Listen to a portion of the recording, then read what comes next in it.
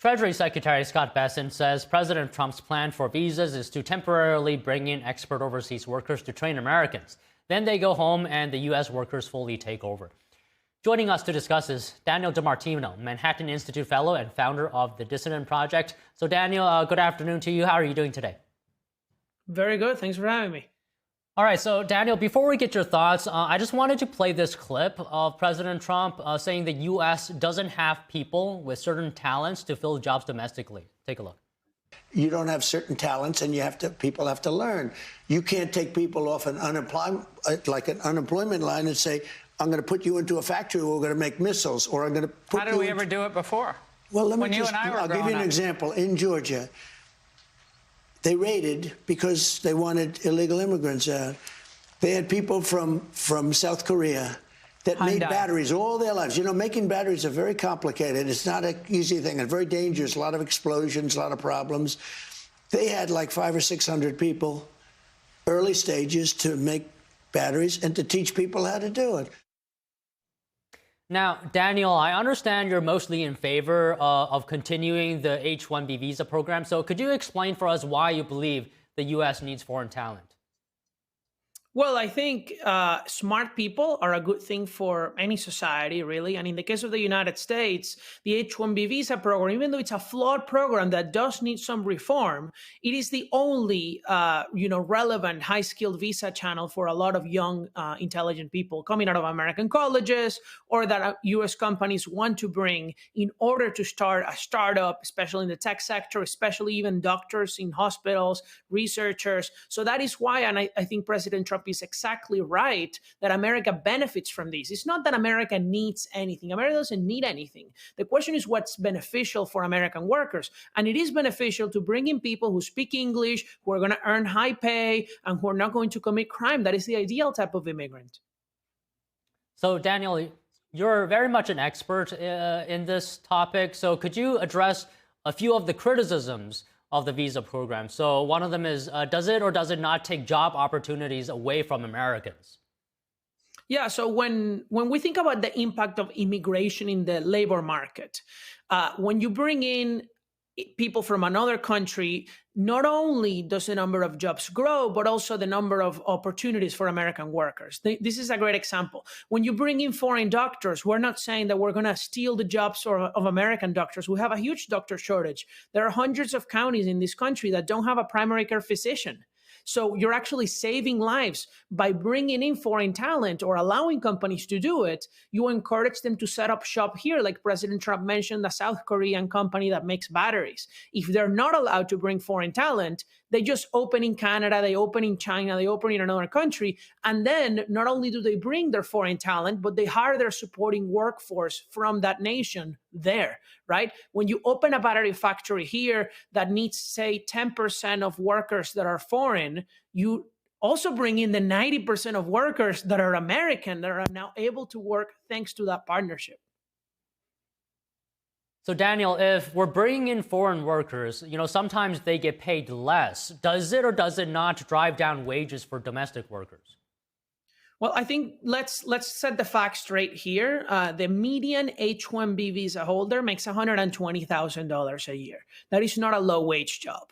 Now, could it be higher? Yes. The current problem is that there is much more demand for this visa than number of visas available. Only 85,000 for-profit companies a year. And so the U.S. government, unfortunately, awards them to the hundreds of thousands of companies that want them by lottery. And this is what allows the abuse. So what we need to do in this case is simply say, we're going to award them to the 85,000 highest paid spots, which would actually make the minimum salary around 120,000 and the average salary at over 200,000. Just a few more, if you could address, could there be national security concerns? Relying on foreign talent, could it discourage Americans from pursuing high-skilled careers? Well, I actually see it as a national security gain that the United States is stealing the intelligent people from other countries. What is the most effective strategy to ensure that America stays at the top of the world? brain drain our enemies and even our other countries that are not our enemies, right? Because that prevents them from ever being able to overcome us technologically in many other ways. So that is a loss for China, a loss for India, a loss for other countries, and a win for America. And on the, a lot of people talk about espionage, things like that. Look, the reality is that countries that want to spy on the United States, they can bring in people through marriage, they can bring in people fraudulently, they can bribe American citizens, which they do often. This visa program actually is something that China opposes because they're worried that many of their young, highly intelligent people will come to America through it. So you mentioned China, right? So let's talk about that. It's obvious that the U.S. wants to remain the world's superpower, right? And it's currently in competition with China. So would you say could abolishing or downsizing the H1B visa program negatively impact the U.S. in this context? Absolutely. China has a program called the 1,000 Talents Program, in which they pay their graduate students abroad over $100,000 to come back to China and work. They don't want Chinese immigrants who are college educated to leave China. They want them to go back. And so America doesn't need to pay them. America just needs to let them stay. And the sad reality is that even though the H1B program is flawed, it is the only way for most of these people to stay after they complete their studies here. So yes, vet people like Trump is doing. He's even vetting their social media when they're coming here. That is a great thing. But if they're not a communist and they're not a spy and they're intelligent, those are people who should be welcomed. So Daniel, you mentioned a couple of times that there may be problems with this program. There have been reports that some companies have been abusing this, paying workers less, and then, not actually using this program to fill talent, but to use it to cut costs for their own company. So what are some solutions that you see that could, reform or make this program better? Well, the one solution that I think has a very much bipartisan support is that you need to stop awarding the visas on a random lottery, but instead give them to the highest paid applicants, no matter their profession. If they're all in healthcare, if they're all in technology, the point is that they have to be the highest paid professional. You kind of have a $60,000 a year interior designer preferred over a $200,000 a year coder, right? You need to go by economic value. And then after that, you do that, companies are going to be able to bring in people without the fraud that is happening now. What is happening now is that a lot of companies are bringing in jobs that, are middle wage jobs, not low wage, but certainly middle wage. And that is really a waste of opportunity for America because there's only 85,000 visa spots. You would rather bring in people who are more highly paid. Look, my own research finds that even on the status quo, the average H1B visa holder will reduce America's national debt by over $2 million over 30 years because these are immigrants who pay a lot in taxes because they're highly paid and because they don't receive any welfare. So this is a really big win for America. And that's why President Trump, I'm happy to hear that he supports it. So since we're on the topic of potential solutions, how do you view the new $100,000 fee imposed on the H-1B visa?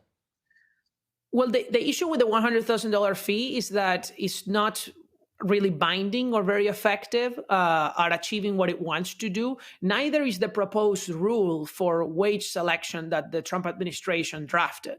And let me explain this shortly. What happens with the $100,000 fee is that it can be really easily evaded by the bad actors, which are these Indian third-party placement companies that bring in people, will now do so through a internal transfer visa called the L1 and then change them to H1B. And so the problem with those firms is that they're not actually allowing people to hire workers, but they're just hiring them and then placing them temporarily in lower wage positions in different other companies. They're third-party placers. And then the issue with the rule that the Department of Labor is proposing is that it's prioritizing petitions based on their wage on their occupation. So you're prioritizing, say, a $60,000 a year interior designer over the case I mentioned, a $200,000 a year coder, because a $60,000 wage for interior designers is more impressive than $200K among coders. This doesn't make any sense. We prefer a $200,000 a year offer over a lower one. And so we need pure wage selection. We don't need these occupational adjustments, because then these unethical firms will simply change the name of the occupation to get better odds of getting the visa.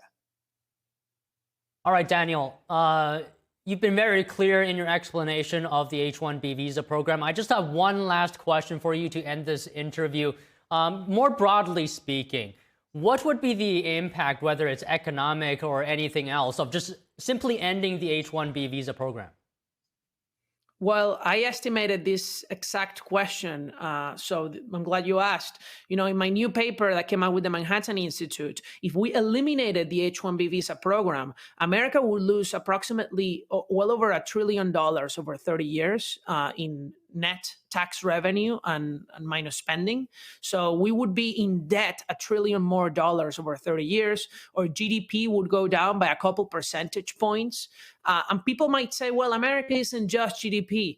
You're right. America isn't just GDP. America is a nation. America is the home of its citizens. But Americans eat what they earn, and we should not be lightly saying that we do not care about GDP or the national debt, because that is the reason driving young people to vote for socialism. That is the reason driving Americans out of home ownership, out of so many things. We want policies that prioritize the well-being, the economic well-being of American workers, and the H-1B visa does just that. Well, all right, Daniel, terrific insight today. Thank you for your time. Thank you.